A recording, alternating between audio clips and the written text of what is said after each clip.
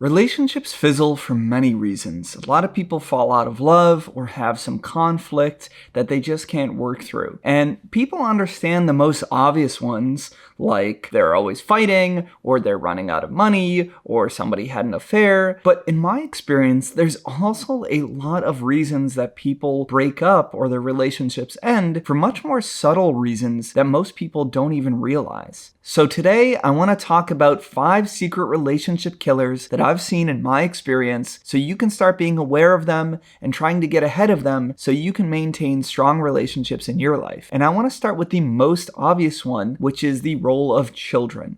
And what I mean by that is if one person, for example, definitely wants kids and maybe wants 3 kids, and the other person doesn't, that is just going to be a bone of contention that most people can't overcome. Most people are not willing to sacrifice not having children just to appease somebody else. And it sounds so ridiculously obvious, but I can't tell you how many people don't really get into this. And they just kind of kick the can down the road, they start dating, they're dating for a while, for a year, maybe they even move in together, and they've had light talks about it, like, do you want kids? And one person says, I don't know, but the other person says, well, I definitely do. And they're like, we'll figure it out. And then, like, as you guys get closer and closer together and you get older, it becomes a huge decision. And if you guys aren't in alignment of that earlier on, you can waste a lot of time and energy on a relationship that just isn't going to work out. And I get it. You don't want to be that weird person like, hey, do you want kids? Do you not want kids? But you have to have that conversation. If you're at the stage in your life where you're looking for a long-term relationship and you're looking to build a family, it is not weird to get ahead of that early. In fact, I don't even think it's weird to get ahead of that in the first few dates, maybe after the first date. But once you start going on a few of those,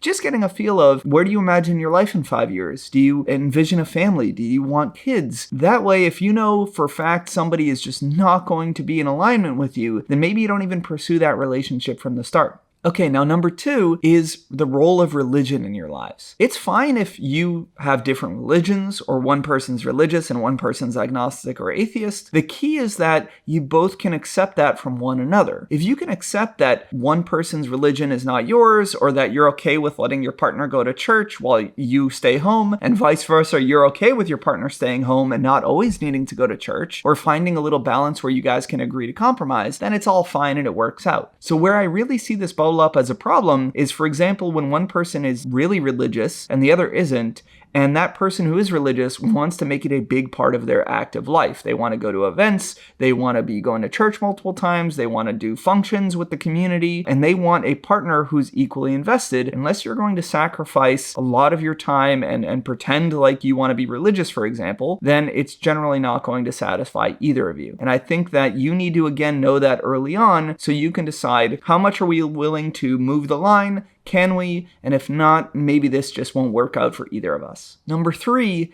is where you two want to live together for the foreseeable future. Because you have to decide, do you want to live in a city? Do you want to live in a more rural area? Does one of you want to live near your parents? Do you want to live a nomadic lifestyle? And you have to align on that because that is a huge, huge decision in your life. For example, my wife came from the Midwest and she came here to school in Boston to learn for college. And then she didn't plan on staying, but she met me. And I have all my family here. My business was here. My roots are here. And it was a little bit harder at the time for me to uproot my whole life when she had done that for a few years and she also really loved Boston. So we had to talk through that and we decided that at least for the foreseeable future, she would stay here, but we would make a conscious effort to go back and visit her family as much as possible. So we spent a lot of our first years, all those holidays, Christmases, Thanksgivings, Easter, going to her family and spending a lot of quality time there, and also vice versa, inviting them to stay over here and flying them out. And that worked out for us because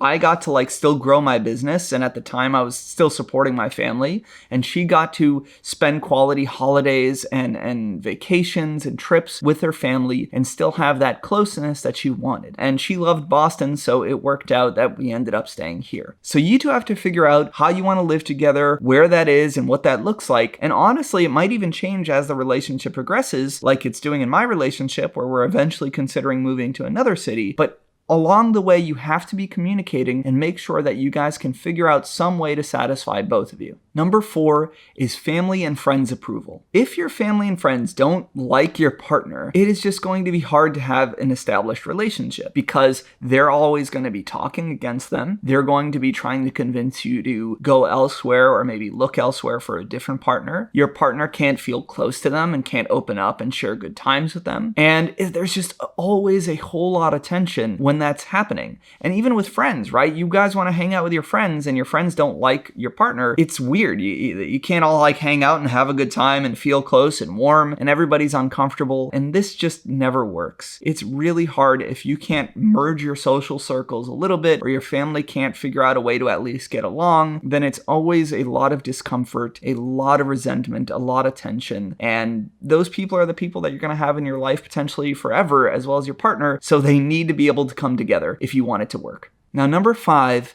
is your parents' control and influence over your relationship. Now, we've all heard of helicopter parenting, and this happens even to people's 20s and 30s and later on, where they have some parents who feel like they need to run their child's lives and every major decision that they make. So your parents may be telling you who you should date, who you shouldn't, how you should have your kids, where you should live, all the things that we also talked about earlier in this video. If you are listening to that and you are letting them run your relationship, you cannot have a relationship, because a relationship is between the two people that are primarily invested in one another. And if you're deferring that responsibility to somebody else, your partner never has security. They never feel like they have a voice. They don't feel respected. They don't feel like you can make the right decisions for them, that you guys come together. And they feel like they can't even trust you because you're going to take your family's approval over their own, and they feel kind of helpless and powerless. And this is poison to a relationship. I know that you want to respect your parents and you don't want to, kick them out of your life, and you don't have to. But you can tell them, hey, listen, I appreciate always you guys sharing your input, and you can within reason. But at the end of the day, it's really important for us to figure out what's going to make us happy, because we're the only two people that know that. And hopefully over time, if your parents love you and they want the best for you, then they realize that they should respect your wishes, because it is the truth. Nobody else knows what's going to make you two happy. And unfortunately, you're the only people that have to deal with the decisions and the consequences for decades to come. I'm not trying to be sad here, but your parents may not be around in 10, 20, 30 years, but you two will be. And so you guys need to figure it out together, because that's who's going to actually make a difference for the rest of the relationship. So please, you love your parents, you can tell them you care about them, but don't let them run your relationships. So let's summarize the 5 secret killers I've seen in relationships. Number 1 is children and how you want to have them together. Number 2 is the role of religion in your lives. Number 3 is your future living situations. Number 4 is your family and friends' approval of your partners. And number 5 is how much your parents are controlling your relationships instead of you guys controlling it yourself. And if you recognize those 5 points and you get ahead of them and you communicate through them, then the process of also working through those strengthens the relationship and shows you too that you can work through the hard things in life, which means that you are more likely to have a better relationship for the long term. If you like this video and you want to learn how to have more healthy relationships, subscribe, hit the notification bell, and give us a thumbs up. And we'll talk to you soon.